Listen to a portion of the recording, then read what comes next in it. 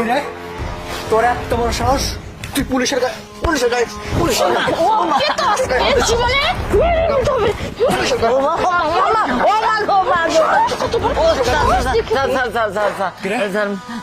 Sir ওই খাবারের মধ্যে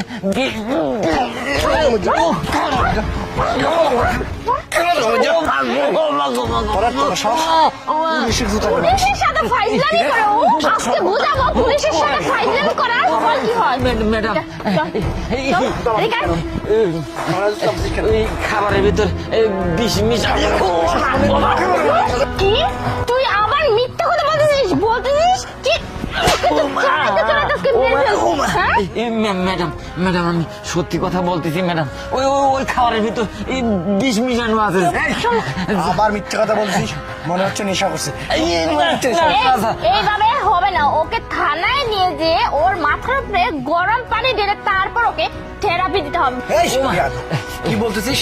তোকে থানায় নিয়ে গিয়ে উল্টো ঝুলিয়ে এমন মার মারবো আর বাপ জীবনে সব।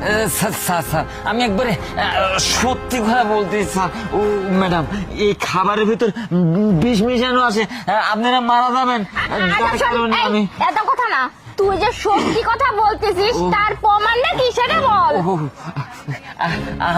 আমি দেখেছি ম্যাডাম ওই খাবারের ভিতরে সত্যি বিষ মিশানো আছে স্যার। প্রমাণ দে। স্যার আমি সত্যি কথা বলতেছি, এটার ভিতর আসলে বিষ মিশানো আছে। তাহলে শোনে মানে যে করেই হোক এই পুলিশ দুটাকে না এই খাবারের মধ্যে বিষ দিয়ে মেরে ফেলতেই হবে, বুঝতে পেরেছিস? এই পৃথিবী থেকে খালাস করে দিব। তুই কি পারবি না কাজটা করতে?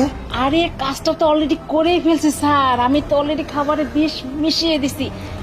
পুলিশরা যখন খাবার খাবে না একটু পরে কেল্লা ফতে হয়ে যাবে, আপনি এটা নিয়ে চিন্তাই করেন না কোনো স্যার। ঠিক আছে, ভালো লাগলো তোর কথাটা শুনি। যাক, তোকে দিয়ে বড় বড় কাজ হবে। স্যার আমার টাকাটা টাকা দিয়ে দিব, সময় হলে দিয়ে দিব। যা এখন যা।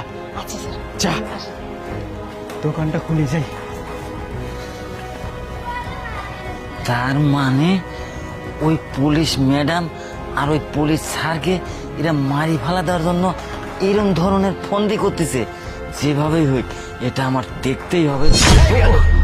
বিশ্বাস করি না, মিথ্যা কথা বলতেছিস। স্যার আমার কথা যদি বিশ্বাস না হয় তাহলে ওই যে দোকানদার আছে না, ওই দোকানদারের কারণে এই খাবারটা খেতে বলেন।